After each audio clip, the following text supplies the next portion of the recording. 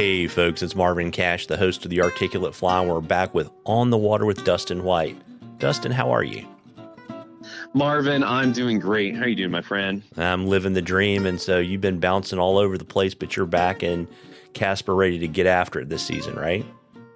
Yeah, we've been after it here for probably about a month and some change now of being out there just about every single day, and we're in the thick of it now, and it's rock and rolling, all systems firing. We're excited. Yeah, so it's interesting, right? Because you've got a kind of a new bigger game, right? So you got the SEO thing going on like you did before, but you're starting to do the salt stuff too, right? Yeah, I've been doing starting to do a little bit of hosted trips. I get to tag along with some friends and chase some of the species that I've loved fishing for probably about the last 18 years. I've been on the salt with much more concentration. So generally speaking, though, like a lot of the inshore species. So, snook, tarpon, reds has been, some species that I've loved getting to chase, especially in the low country and down in Florida. And so it gets to do that in the edge season, we'll say, between steelheading on the Great Lakes with SAO and then coming out here and guiding in central Wyoming with the bug. So anytime I can sneak away to, hang out on a flats boat with some buds pulling me around or me pulling them around in return, I'll take advantage of that opportunity anytime. Yeah, and it doesn't hurt that you have drive-through daiquiris and margaritas, right? Exactly. So, but to bring it back to Wyoming, one of the things I know from talking to you last season, I've been watching your social media feed is you're kind of really cranking on the carp stuff now, right? Oh, I love it. Yep. You historically actually that's been a favorite species of mine, and it's been a bit of a buzz species for a lot of fly anglers. That's been growing over the last 15, 20 years. And so I've always loved chasing them. In the earlier days of my guiding career in Ohio, I'd actually take kids out to target carp, in kind of urban centers and in park systems on ponds and little canals. That I just am so fascinated with that species. And then as I started getting out here into Wyoming and working for the bug, Blake was always super generous to take me out on his flats boat on some of the reservoirs we have, and just blew my mind of how parallel, how similar it was to targeting redfish on flats down in Georgia. I mean, almost identical, just in a freshwater context in central Wyoming. And so I got myself a flats boat and I've been pulling it around and taking folks out and catching carp. And there's just such a cool species in about every facet they have. I love targeting them. I love how they're finicky in some days. I love how they're greedy on other days. And yet, no matter which of those two ends of the spectrum you find their temperament in, they're going to put you in your backing as soon as you hook them. And it's just a pretty cool experience to add to the pretty special trout water that we have here in central Wyoming. Yeah, neat. And so, when is kind of prime carp time in Wyoming? Yeah, so right now, I mean, we are picking them up right now, but we're kind of they're starting to set up to do their thing with spawning, and so their attention's starting to shift a little bit away from eating, and they're kind of getting ready for the spawn. But generally speaking, if you can get them, the Memorial Day weekend is kind of a time where, man, it really starts firing then. So this time in May, they're starting to have their priorities elsewhere other than eating. But as we start to get to the end of the month, they really are getting back into feeding pretty aggressively. So, end of May through, almost all of July is pretty darn good. But if you can get out in the water and target some of those in the month of June, it's a pretty special thing. Very, very neat. And we were talking before we started recording. I mean, like so much of the Rocky Mountain West. I mean, you guys have gotten a ton of snow this season. Oh, an unbelievable amount, and very thankfully so. Here in Wyoming, gosh, I think for the ranges that surrounded us. I think early February we were at like 130 snowpack.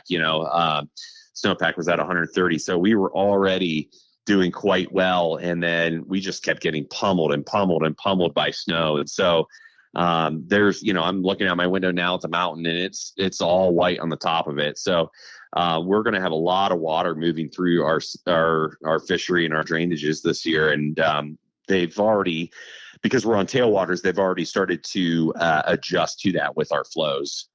Yeah. And that would also, not just adjusting now, but you're also going to have probably more water later in the season unless it gets really, really hot, really, really early, right?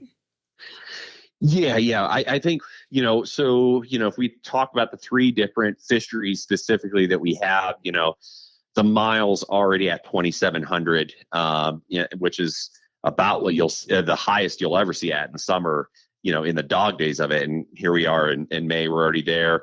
The horn has kind of been bouncing up and down. They're kind of been reactionary to what the Boysen Reservoir has been, but currently it's at 24. They just walked it down to 2,400 from 3,000.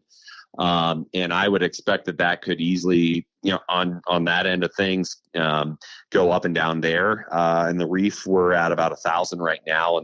And that definitely is going to start ticking up here as we get through the month of May and into June, July.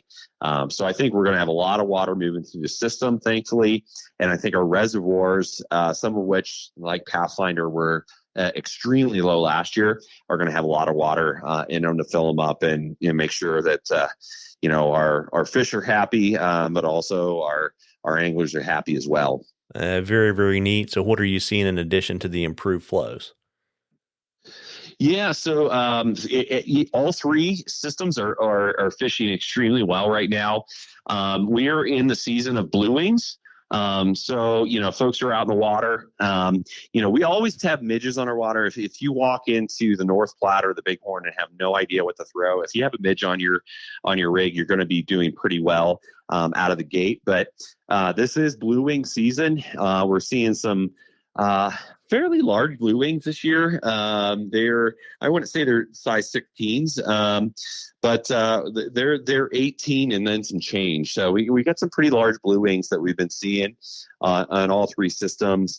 In terms of bugs, our fish right now are in the thick of the spawn, and so we're letting folks know, hey, really, really respect those spawn beds. I know it's tempting for a lot of folks to see hundreds of fish stacked up on gravel, but honestly, your best fishing is not going to be to them. It's going to be fishing those buckets, those deep drop offs that are below it, where you have some fish they're eager to eat, but aren't in the midst of spawning. And so we want to just encourage folks that if you want to have a good fishery for years to come, that you kind of let them do their thing, but take advantage of the fish that are eagerly eaten below them.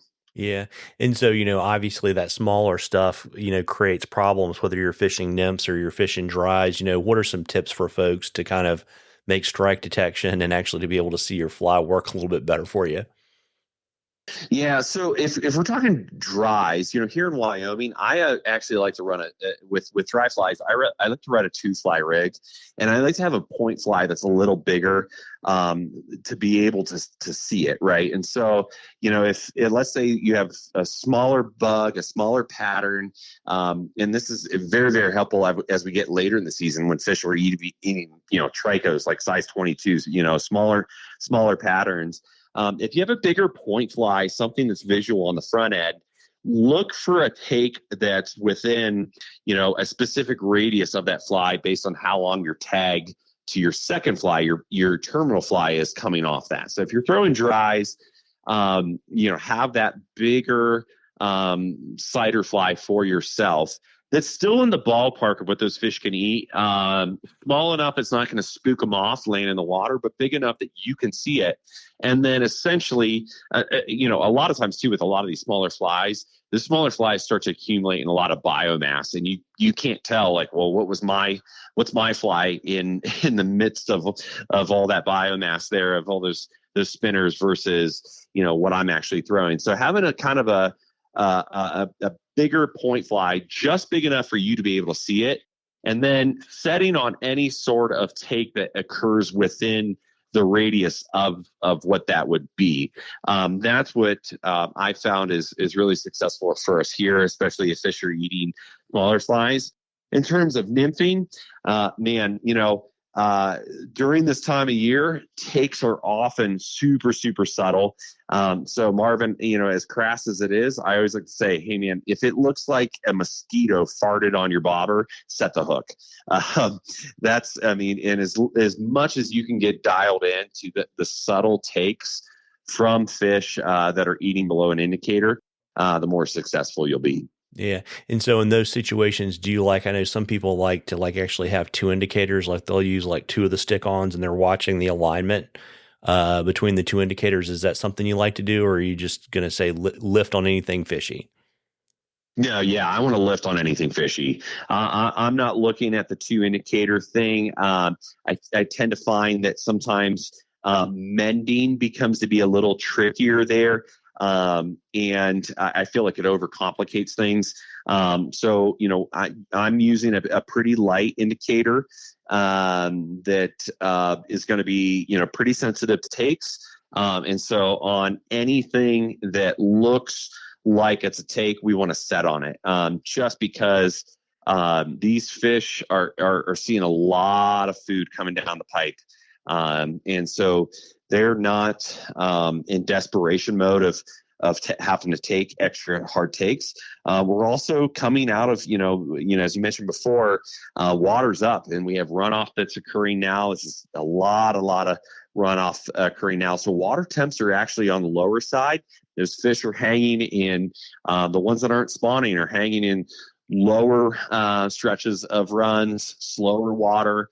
They're not taking things all that aggressive. So any sort of hesitation in the float, you want to set on it. Oh, well, there you go. And folks, we love questions at the Articulate Fly. You can email them to me. You can DM us on social media. If we use your question, I will send you some Articulate Fly swag, and we'll announce what our giveaway item will be at the end of the Fishing Report series with Dustin. And, Dustin, before I let you go and make dinner and all that kind of good stuff, you want to let folks know, how they can book you while you're out west and where the shop is and all that kind of good stuff? Yep. So the Ugly Bug is at right downtown Casper on Center Street. If anyone wants to book me, you can message me directly on Instagram. I can help take care of things for you. Otherwise, you can call the shop directly at area code 307-234-6905. Well, there you go. And also, too, if I remember correctly, they were working on an apartment above the shop to rent out to folks to stay in. Is that ready and rolling, or is that still a work in progress? We actually got an additional house on the river for folks. So, not only do we have our lodge to rent out to larger groups, we have a river cabin and an additional house right on the river with some private access for folks. So we got 3 different locations. We do have the crash pad downtown, but in terms of, things that are available to be rented out for folks, we've got 3 different locations, and each is a pretty special amenity to offer to our guests. Super cool. Well, listen, folks, we're back in the saddle, and you'll be hearing from Dustin every couple of weeks, and you owe it to yourself to get out there and catch a few. Tight lines, everybody. Tight lines, Dustin. Tight lines, Marvin. Thanks so much.